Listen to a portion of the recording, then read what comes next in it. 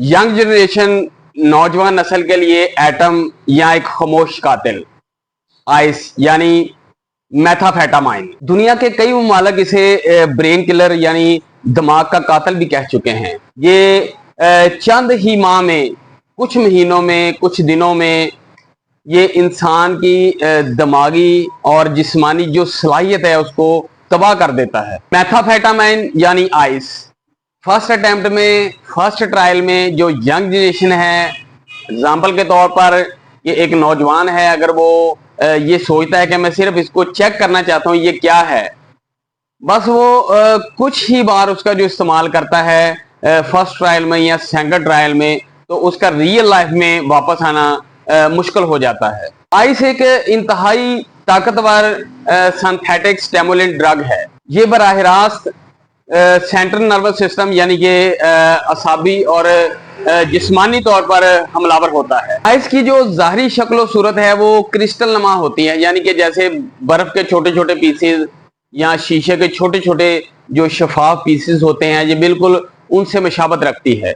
अच्छा, ये भी दूसरे जो नशों की तरह एक नशा ही है, लेकिन माहिर मंशियात जो है वो इसे आखिरकार इतना ज्यादा खतरनाक क्यों करार देते हैं? इसका जवाब इंसानी दिमाग के अंदर ही छुपा है, यानी कि न्यूरोट्रांसमीटर। अच्छा, जब कोई शख्स आइस का जो नशा करता है यानी उसका जो पफ लेता है, तो उसके दिमाग में डोपामिन नाम का एक जो केमिकल है वो उसकी गैर मामूली जो मिकदार है उसको खारिज करना शुरू कर देता है। यानी डोपामिन वही केमिकल है जो खुशी, कामयाबी, रिवार्ड यानी जो इनाम का एहसास दिलाता है। अच्छा, ये रूटीन में अगर इंसान को खुशी हो या कोई तकरीबात वगैरह हो, उस मौका पर तो ये खारिज होता ही है, लेकिन जब इंसान आइस के पफ लेता है तो ये मसनूई तरीके से वो उस केमिकल को ज्यादा रिलीज करना शुरू कर देता है। यानी कि आप यूं अंदाजा कर लें कि उसका डोपामिन का जो केमिकल है उसका सैलाब पैदा करना शुरू कर देता है। तो आम रूटीन में अगर कोई दरिया में सैलाब आ जाए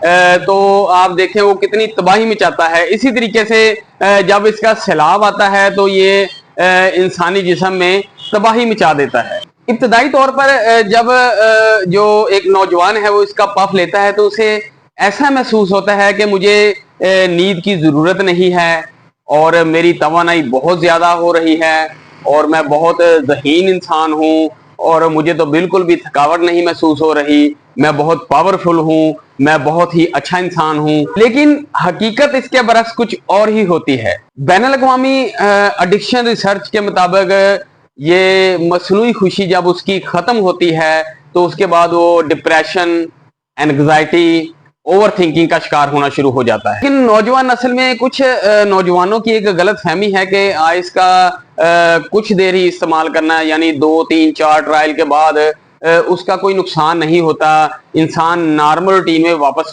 आ जाता है। लेकिन ये उनकी गलत फहमी है। बाद का फर्स्ट अटेम्प्ट में ही दिमागी जो तब्दीलियां हैं वो होना शुरू हो जाती हैं, बाद का सेकंड में, बाद का थर्ड में। लेकिन ये डेफिनेटली हकीकत है कि वो अपने असरात जरूर छोड़ती है। अच्छा, सवाल ये पैदा होता है कि आखिर नौजवान नस्ल इसकी तरफ क्यों राग़ब होती है, वो इससे कनेक्टेड क्यों होती है, वो इसे अडॉप्ट क्यों करती है, आखिर क्या ऐसी वजह है? अच्छा, तलीमी मैदान में अगर उसको देखा जाए तो जो नौजवान तलबा और तालबात हैं उनमें इसकी जो मेन वजह है वो है एकेडमिक स्ट्रेस और इसके अलावा है ग्रुपिंग। और रूटीन में जो वजूहात बनती हैं वो है डिप्रेशन, सोशल सोसाइटी और इसके अलावा गलत दोस्तों की जो सोहबत है। सबसे पहले दिल की धड़कन को तेज करती है और ब्लड प्रेशर को बहुत ज्यादा तेज कर देती है और इसके अलावा बॉडी का जो टेम्परेचर है उसको बढ़ा देती है, जिसकी वजह से हार्ट अटैक या स्ट्रोक का जो खदशा है वो काफी हद तक उसके जो बढ़ने के चांसेस होते हैं। अब मैं आपको बताता हूँ इसका जो सबसे बड़ा नुकसान है वो है कि ये इंसान का जो दिमाग है उसमें जो डिसीजन मेकिंग सेंटर है उसको ये तबाह कर देती है। ये उसका सबसे खतरनाक अटैक होता है, जिसका नुकसान ये होता है कि जो नौजवान नस्ल है वो गलत फैसले करना शुरू कर देती है और इसके अलावा उसकी जो मंजिल है, उसके जो मकसद है, उसका जो सफर है वो उसको गलत रास्ते पर चलाना शुरू कर देता है, जिसका नतीजा ये होता है कि नौजवान नस्ल गलत फैसले करना शुरू कर देती है। यहां तक कि उनको ये भी नहीं पता होता कि उनकी मंजिल क्या है, उनका मकसद क्या है, अगर ये गुफ्तगू करते हैं, अगर ये फैसला करते हैं तो इसका आखिर में नतीजा क्या निकलेगा।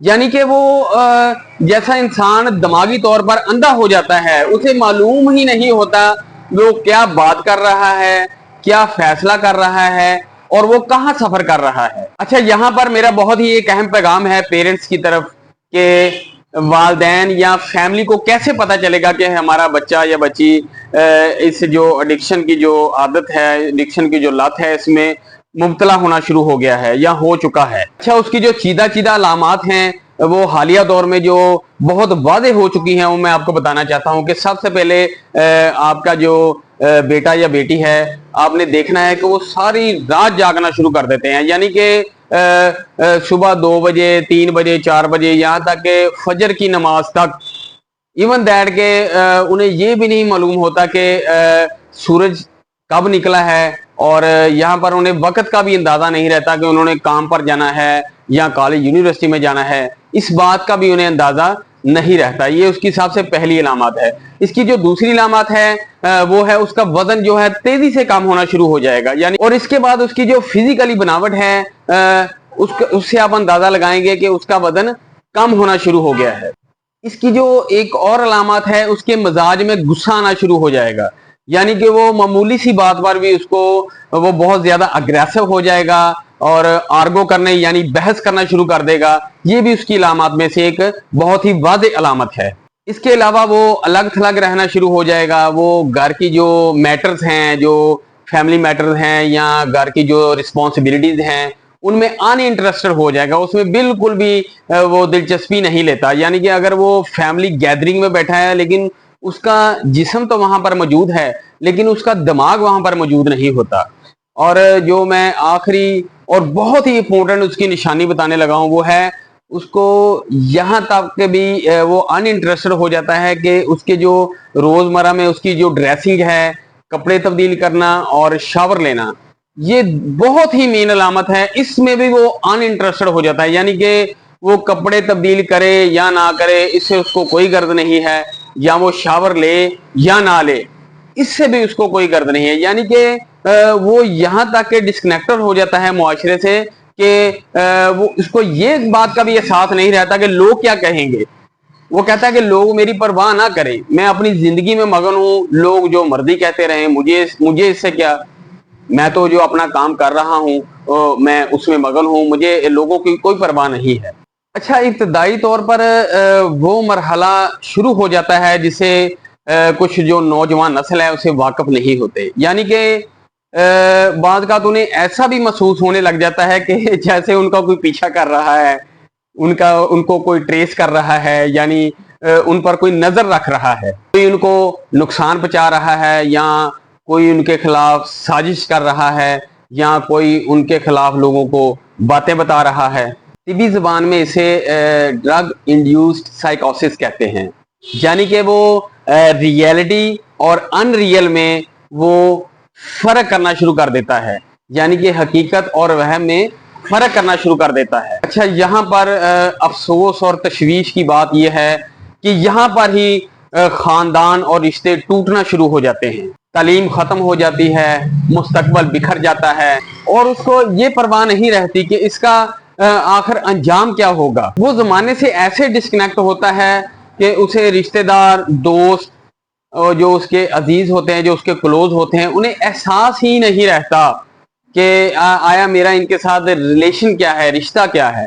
दिन ब दिन वो अपने जो काम है उसका जो ड्रग एडिक्ट करता है, यानी कि जो आइस के जो पफ लेता है, जो उसको सूंघता है या उसको इंजेक्ट की शक्ल में लेता है, दिन ब दिन उसकी मिकदार को बढ़ाता चला जाता है। लेकिन एटलीस्ट उसका जो नुकसान ये होता है कि उसकी जो जिंदगी तबाह बर्बाद हो जाती है। उसकी तो तबाह बर्बाद हो ही जाती है, साथ में वो जो बेचारे खानदान वाले होते हैं, उसके जो बहन भाई होते हैं, उसके जो रिश्तेदार दोस्त होते हैं, बेचारे उनके लिए भी बहुत ही एक ये तशवीशनाक बात होती है। आप कोशिश करें, आप अपने बेटी या बेटे का आप उसका जो एक्टिविटीज हैं उस पर खास नजर रखें। इसके लिए आप एक मिनट के लिए या एक लम्हे के लिए भी आप लगर्जी ना करें।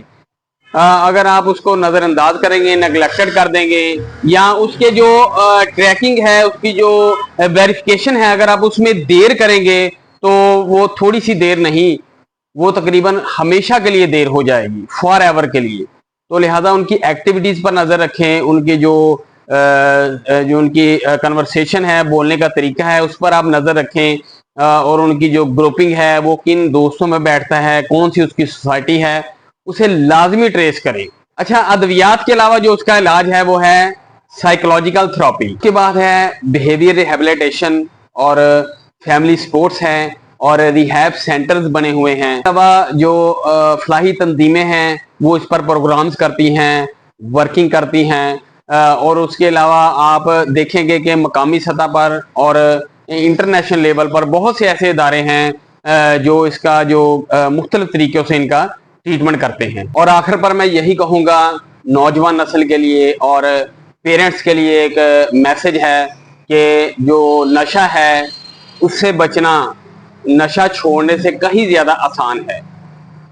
آپ کوشش کریں کہ آپ کے جو بچے ہیں آپ ان کو اس جو غلط ایکٹیویٹیز ہیں اس سے آپ اس کو بچائیں، کوشش کریں آپ ان کا پیچھا کریں، اور کافی حد تک آپ کوشش کریں کہ آپ ان کو اس سے بیک اپ کریں، اور یہاں تک کہ اللہ معاف کرے کہ اگر دیر ہو جائے تو اس کا جو چھڑانا ہے وہ بہت زیادہ مشکل ہو جاتا ہے. یاد رکھیں کہ کوئی بھی شخص جو ہے وہ آپ کے جو نوجوان نسل ہے، اگر اس کو آئس کا جو نشہ ہے اس کو آزمانے کی جو دعوت دے رہا ہے، یا اس کو کوشش کر رہا ہے کہ آپ اس کو چیک کر کے دیکھیں، اس کو آزمائش کر کے دیکھیں، تو وہ اس کو خوشی نہیں دے رہا، یا اسے کوئی نئی چیز متعارف نہیں کرا رہا، یا اسے کوئی پازیٹیو چیز متعارف نہیں کرا رہا، بلکہ اس نے آپ کے بچے کا فزیکلی اور مینٹلی طور پر اور معاشی طور پر اس کا جو فیوچر ہے اس کو تباہ کرنے کی ٹھان لی ہے. وہ اس کو تباہ کرنے کی ضد پر ہے اور اس نے اس کو تباہ کرنا شروع کر دیا ہے. والدین سے یہ بھی ریکویسٹ ہے کہ کچھ بچے تفریح کی وجہ سے یا بعض اوقات باہر جسے کہتے ہیں اگر کھیلنے کے لیے چلے جاتے ہیں یا دوستوں کے ساتھ ویسے سیر و تفریح کے لیے چلے جاتے ہیں، تو صرف اس کی یہ اکیلی وجہ نہیں بنتا، یعنی کہ تنہائی بھی اس کی وجہ بنتی ہے.